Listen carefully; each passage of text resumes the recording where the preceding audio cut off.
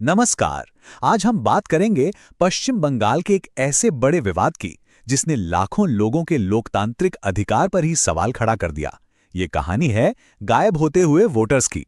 देखिए, इस पूरी कहानी की शुरुआत किसी रिपोर्ट या आंकड़ों से नहीं, बल्कि मालदा में एक नेशनल हाईवे पर हुई एक नाटकीय घटना से होती है। मामला इतना बढ़ गया था कि एक उग्र भीड़ ने 7 न्यायिक अधिकारियों को एक सरकारी दफ्तर के अंदर ही 9 घंटों के लिए बंधक बना लिया। अब मन में सवाल आता है कि ये लोग थे कौन? क्या कोई अपराधी थे या किसी राजनीतिक दल के कार्यकर्ता? जी नहीं, ऐसा कुछ नहीं था। ये सब आम लोग थे, शिक्षक, किसान, छोटे-मोटे दुकानदार, ऐसे नागरिक जिनका कोई क्रिमिनल रिकॉर्ड नहीं था। ये लोग इतने हताश हो चुके थे क्योंकि इनके नाम बिना किसी वजह के वोटर लिस्ट से हटा दिए गए थे। तो चलिए अब इस मामले की तह तक चलते हैं, क्योंकि ये जो घटना थी ना, ये तो बस एक बड़े संकट की छोटी सी झलक भर थी। अब जरा इस नंबर को देखिए, 1 करोड़ 21 लाख। इतने लोग पश्चिम बंगाल में एक स्पेशल इंटेंसिव रिवीजन या SIR से सीधे सीधे प्रभावित हुए। इसका मकसद तो था वोटर लिस्ट को अपडेट करना, पर नतीजा ये निकला कि राज्य का हर छठा वोटर इसकी चपेट में आ गया। हर छठा।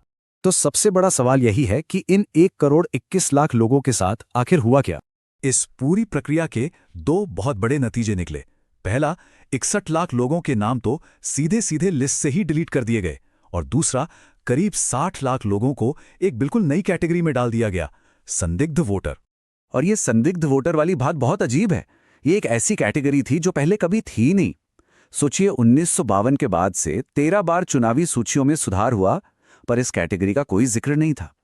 मामूली सी स्पेलिंग की गलती या परिवार के लोगों की उम्र में थोड़ा अजीब अंतर, बस इसी आधार पर लाखों लोगों के वोट देने के अधिकार को एक तरह से कहें तो मझधार में लटका दिया गया। अब देखिए, सरकार ने इस पूरे अभियान के पीछे एक वजह तो बताई थी, लेकिन जब हम आंकड़ों को देखते हैं तो कहानी कुछ और ही नजर आती है।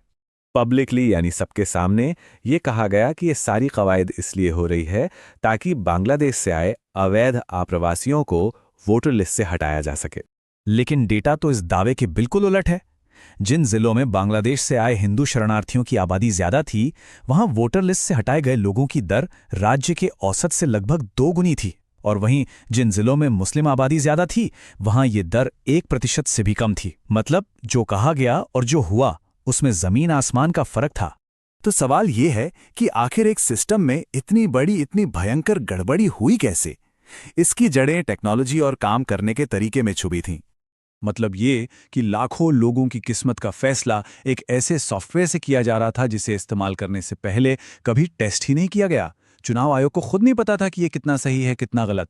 और तो और बाद में ये मान भी लिया गया कि सॉफ्टवेयर में ही खराबी थी। सॉफ्टवेयर की नाकामी का सबसे बड़ा उदाहरण 24 मार्च की शाम को देखने को मिला, जब अचानक इसने लगभग पूरे राज्य के यानी करीब करीब 7 करोड़ वोटर्स को ही संदिग्ध बता दिया। और जानते हैं क्या हुआ? बस 2 घंटे बाद इस मामले को एक टेक्निकल ग्लिच कहकर रफा दफा कर दिया गया। सॉफ्टवेयर की गड़बड़ियों के अलावा काम करने का तरीका भी बहुत ही ज्यादा गैर पेशेवर था। बड़े बड़े और जरूरी निर्देश जो लिखित में जारी होने चाहिए थे, वो स्थानीय अधिकारियों को सिर्फ व्हाट्सएप मैसेज के जरिए भेजे जा रहे थे। ये सब सिर्फ डेटा या तकनीकी गड़बड़ियों की कहानी नहीं है। इसका सीधा असर असली लोगों पर पड़ा, बहुत ही गहरा और अपमानजनक असर। और इसमें बड़े बड़े सम्मानित लोग भी शामिल थे। सोचिए, एक हाई कोर्ट के रिटायर्ड जज जस्टिस शाहिदुल्ला मुंशी का नाम भी लिस्ट से काट दिया गया। उन्हें अपने वोट देने का अधिकार वापस पाने के लिए मीडिया की मदद लेनी पड़ी। उन्होंने कहा कि उनके लिए बेहद अपमानजनक और दर्दनाक था। और ये लिस्ट बहुत लंबी है। कारगिल युद्ध में लड़ने वाले एक सैनिक, वर्ल्ड कप जीतने वाली एक महिला क्रिकेटर, राज्य सरकार के 2 मंत्री, यहां तक कि बंगाल के नवाब के वंशज भी, डॉक्टर, वकील, पुलिस ऑफिसर। हद तो तब हो गई जब उन बूथ लेवल ऑफिसर्स के नाम भी काट दिए गए जो खुद ये सर्वे कर रहे थे। इससे पता चलता है कि ये प्रक्रिया कितनी बेतरतीब थी। इस पूरे हंगामे के बाद जानबूझकर धांधली करने के बहुत गंभीर आरोप लगे हैं। और अब सवाल यह है कि आगे क्या होगा? इस विवाद के 2 पहलू हैं। एक तरफ तो 61 लाख असली वोटर्स को लिस्ट से हटाया जा रहा था, और दूसरी तरफ ये सबूत भी सामने आए कि फॉर्म 6 का इस्तेमाल करके दूसरे राज्यों से हजारों नए वोटरों को गैर कानूनी तरीके से लिस्ट में जोड़ने की कोशिशें भी हो रही थीं। जब डेटा का और गहराई से विश्लेषण किया गया तो एक बहुत ही परेशान करने वाला पैटर्न दिखा। जैसे कोलकाता पोर्ट इलाके में मुस्लिम वोटर करीब 50% हैं, लेकिन संदिग्ध लिस्ट में 82% नाम मुस्लिमों के थे। भवानीपुर में 20% मुस्लिम आबादी पर 52% नाम संदिग्ध लिस्ट में। ये आंकड़े दिखाते हैं कि मुस्लिम समुदाय के लोगों को उनकी आबादी के अनुपात से कहीं ज्यादा संदिग्ध के तौर पर चिन्हित किया गया। तो अब सवाल उठता है कि अगर किसी का नाम लिस्ट में नहीं है तो क्या किया जाए? तरीका तो है। चुनाव आयोग की वेबसाइट पर नाम चेक करें, अगर नाम नहीं है तो ऑनलाइन अपील करें, और साथ ही अपने स्थानीय एसडीएम या डीएम ऑफिस में भी एक ऑफलाइन अपील जरूर डालें ताकि एक रिकॉर्ड बन जाए। लेकिन प्रोसेस बहुत धीमा है। अंदाजा लगाइए, अब तक जो 2 लाख अपीलें दायर हुई हैं उनमें से सिर्फ 2 पर ही सुनवाई हो पाई है। और अंत में यही एक बड़ा सवाल बचता है।